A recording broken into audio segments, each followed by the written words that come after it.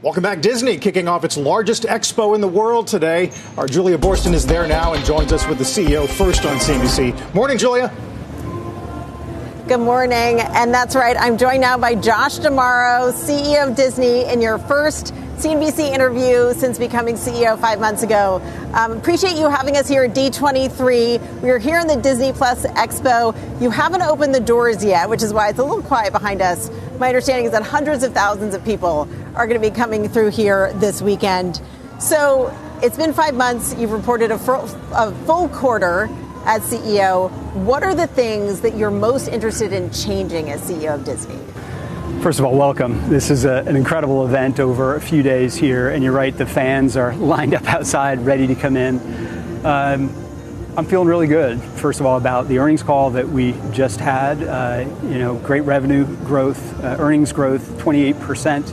The parks, I think, were a big surprise to people, and they just keep generating returns for the company, streaming and expanding margins. We're delivering on everything that we said we're going to deliver on. I think there's clarity inside of the organization in terms of where we need to go next, a lot of stability with the team. So, almost 6 months in, I'm feeling pretty good about where we are. So where do you want to go next? How is your strategy going to be different than Bob Iger's? Well, first, Bob left me with a very strong business. Streaming is now profitable. It wasn't just a couple of years ago. The parks division, we talked about turbocharging, that is out now into the world, and you're seeing that pay dividends back to us. ESPN has made the pivot to direct-to-consumer. Our movies and our movie slates are really strong. So he provided me with a foundation from which we can now grow into this next chapter. And this next chapter is about, number one, telling great stories. We'll never forget that. We want to move with more speed and urgency than we have before, embrace technology even more aggressively than we have in the past, and importantly, bring this company together to act like one Disney, which you've heard me say before. There are so many other competitors out there that would love to have the IP that we have, that would love to have the collection of businesses that we have in the scale. We have all of that. So if we operate as one consolidated business across everything that we do, that is incredibly powerful.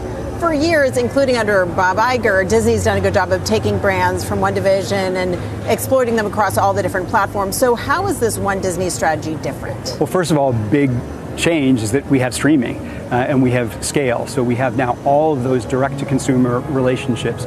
We've had them for years and years, to your point, in the theme parks. But now that we have all of that data together, we can unify the data from a technology perspective, and we can start to speak to consumers with one voice.